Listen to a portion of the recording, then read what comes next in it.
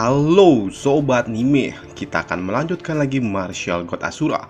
Langsung aja yuk kita gus. Saat ini Feng pun telah berada di lantai ke-6, sedangkan di luar sana para tetua pun mendapatkan kabar yang sangat mengejutkan. Karena saat ini yang berada di lantai 6 adalah orang luar dan bukan berasal dari Guild Spirit ataupun dari klan Ji. Murid-murid ini pun melaporkan kalau orang itu adalah Chu Feng. Ia juga mengatakan kalau di lantai ketiga mereka bertemu dengan Chu Feng setelah mereka diserang oleh klan Ji. Mendengar hal itu, tetua dari klan Ji pun merasa kesal. Ia mengatakan hal itu tidaklah mungkin karena orang-orang dari klan Ji saja terluka, dan ia juga menuduh kalau Guild Spirit lah yang menyerang anggota klannya. Mendengar hal itu, master dari Guild Spirit pun ia menunda amarahnya dan akan melakukan investigasi nanti setelah ujian ini berakhir. Setelah 3 hari berlalu, kini Ji Bufan, yaitu si rambut api, ia pun keluar dari dalam tower. Dan tak lama setelahnya, si rambut biru pun juga keluar. Hal ini pun menandakan kalau orang yang berada di dalam sana pasti adalah Chu Feng. Master ini pun bertanya apakah Chu Feng berada di pihak mereka? Dan hal itu pun dibenarkannya.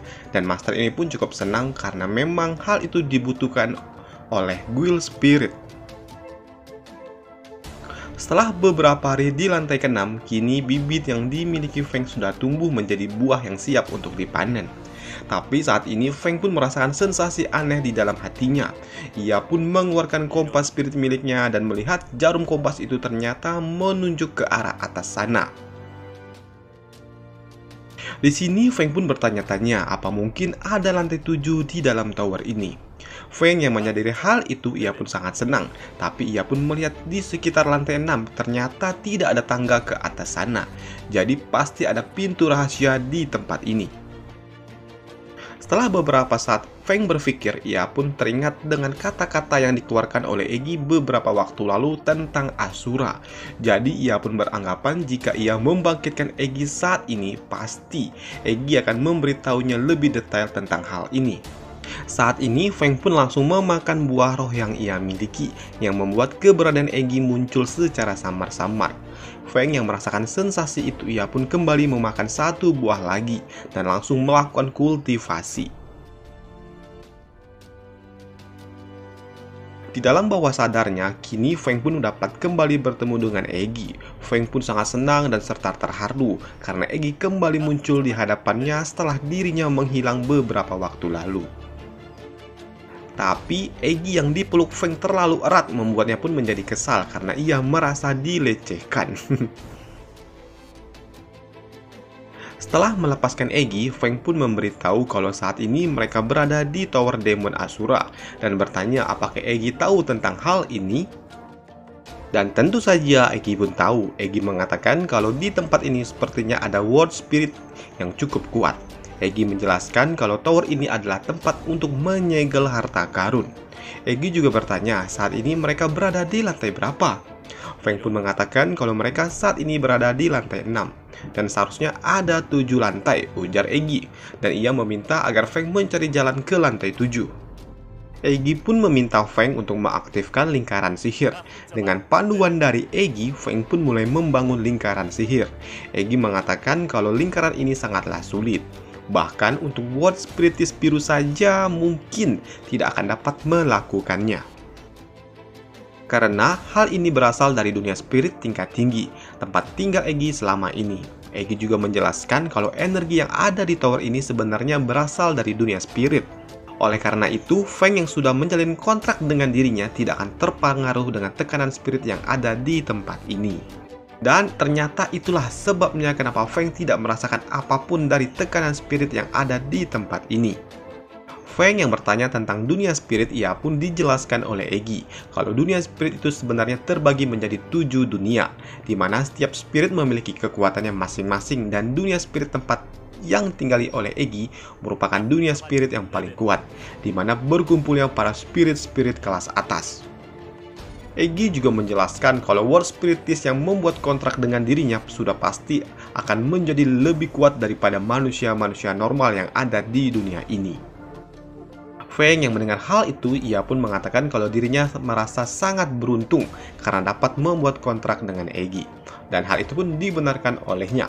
Eggy mengatakan mungkin saja jika orang lain tahu Feng memiliki kontrak dengan dirinya, pasti Feng akan segera dieksekusi karena mereka pasti cemburu dengan dengan Feng.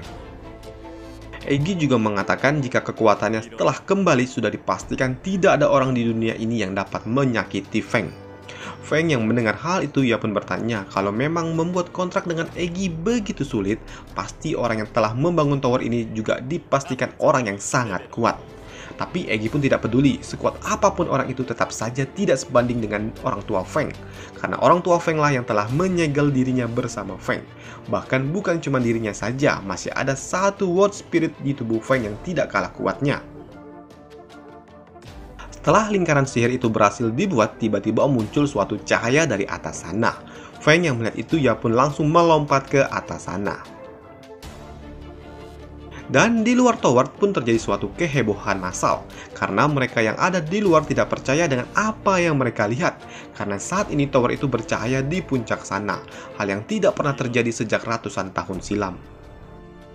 Di dalam sana, di lantai ketujuh, ternyata terlihatlah seperti susunan-susunan balok saja.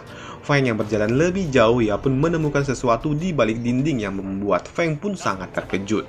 Karena di balik itu semua ada sesuatu yang berbicara.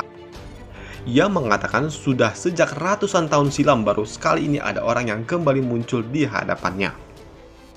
Feng pun sempat berpikir apakah itu World Spirit atau iblis yang menjaga tempat ini. Feng yang tahu mungkin saja saat ini dirinya tidak cukup kuat untuk melawan makhluk itu, ia pun memutuskan untuk pergi dan akan kembali nanti untuk mengambil harta yang ada di dalam sana saat dirinya telah cukup kuat. Setelah itu, Feng pun keluar dari dalam tower dan dirinya langsung disambut dengan omongan para murid-murid yang ada di luar sana. Feng yang berjalan keluar, dirinya pun dihampiri oleh para tetua dari klan Ji. Di antara para master, tiba-tiba muncullah si cebol kampret itu yang memprovokasi para master, yang membuat para master pun langsung melakukan inisiasi untuk menyerang Feng. Eggy yang melihat hal itu, ia pun tahu kalau ini berbahaya. Ia meminta Feng untuk menggunakan kekuatannya. Tapi Feng pun menolaknya karena dirinya tahu akan ada sesuatu yang menarik. Dan tiba-tiba, BAM! Para master itu pun langsung terpental jauh. Hal itu pun ternyata disebabkan oleh para master dari Guild Spirit yang tiba-tiba datang melindungi Feng. Master dari klan Ji pun ngamuk, merasa urusannya digangguin. Tapi master dari Guild Spirit pun tidak terima ada kekacauan di tempat kekuasaannya. Master ini pun juga mengatakan kalau Feng adalah bagian dari keluarga Guild Spirit, yang membuat jika klan Ji mau bertarung dengan Feng, berarti mereka juga harus siap bertarung dengan Guild Spirit. Merasa ini bukan tempatnya, si kampret itu pun memutuskan untuk mundur. Setelah kejadian itu, kini si rambut biru pun meminta Feng untuk ikut dengan dirinya. Ternyata saat ini Feng diajak menuju suatu ruang penjamuan. Di sana sudah disediakan banyak makanan enak untuk Feng, tapi Feng pun menolaknya dengan sangat sopan. Ia mengatakan kalau masternya masih di luar sana, jadi tidaklah pantas ia menerima ini. Tapi hal itu pun ditenangkan oleh si rambut biru, karena Guild Spirit juga telah mengundang Master Zugi. Tak lama setelahnya, tetua Zugi pun tiba. Ia sangat senang karena muridnya sangat luar biasa setelah dirinya mendengarkan kabar apa yang sebenarnya terjadi dengan Feng. Ia juga tidak menduga kalau ternyata Feng akan diundang oleh Guild Spirit dan mereka memperlakukannya sangat luar biasa. Ia sangat bangga dengan Feng. Keesokan harinya, Feng pun ingin pergi menuju kota Vermilion Bird. Dirinya pun dipinjami burung kondor oleh Guild Spirit. Dalam perjalanannya, Eggy pun merasakan sepertinya ada yang mengikuti mereka, karena dirinya merasakan energi samar-samar yang terus mengikuti mereka sejak mereka meninggalkan kota roh. Sebelum Feng kembali ke kota Vermilion Bird, ia pun mampir dulu ke Gunung Shukong, dan di gunung itu tempat bermukimnya sekte Shukong. Pelayan dari sekte ini pun melapor karena dirinya melihat seseorang yang ingin menemui masternya. Master dari sekte ini pun memiliki level kultivasi di ranah Profon tingkat 3. Ternyata orang yang ingin menemui masternya adalah seorang World Spiritis abu-abu. Melihat seorang World Spiritis abu-abu muncul di hadapannya, master ini pun dengan ramah menyapanya dan bertanya apa tujuan orang ini datang ke tempatnya. World Spiritus Abu-Abu atau Feng, ia meminta sesuatu kepada sekte ini untuk mengutus prajurit terbaiknya menuju kota Vermilion Bird dan membantunya menikahi seorang wanita. 3 hari kemudian, di kota Vermilion Bird terjadilah suatu pawai, di mana iringan-iringan pawai itu sangat-sangat meriah. Di tempat Su Mai saat ini dirinya pun sedang sangat bersedih karena hari ini dirinya akan dinikahi oleh seseorang yang tidak ia cintai. Tak lama setelahnya, ada seseorang yang datang ke kamarnya, dan orang itu pun terlihat sangat beringas. Orang itu adalah Su Long, yang saat ini berada di ranah Provon tingkat 2. Dan orang ini juga adalah kakak pertama dari Mai. Su Long pun tidak suka dan tidak terima adiknya harus dijodohkan dalam pernikahan politik oleh ayahnya, dan dirinya pun berniat membawa kabur. Tapi mereka pun dipergoki oleh si kampret ini. Su Long yang mencoba membujuk ayahnya, dirinya pun langsung ditabok.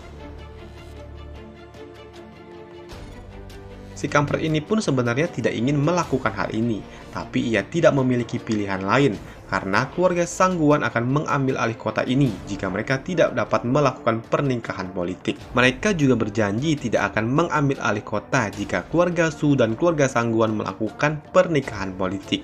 Dan keluarga Su juga tidak dapat melawan, karena mereka memiliki master yang berada di ranah Provon tingkat 6.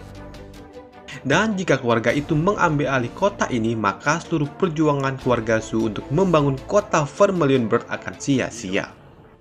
Suro dan Sulong mereka pun bertanya apa ada suatu jaminan kalau melakukan pernikahan ini keluarga Sangguan tidak akan mengambil alih kota. Hal itu pun tidak dapat dibantahnya, tapi si kampret itu pun bersikeras jika mereka memang melakukan hal itu, paling tidak keluarga Su akan tetap aman dan tidak akan musnah.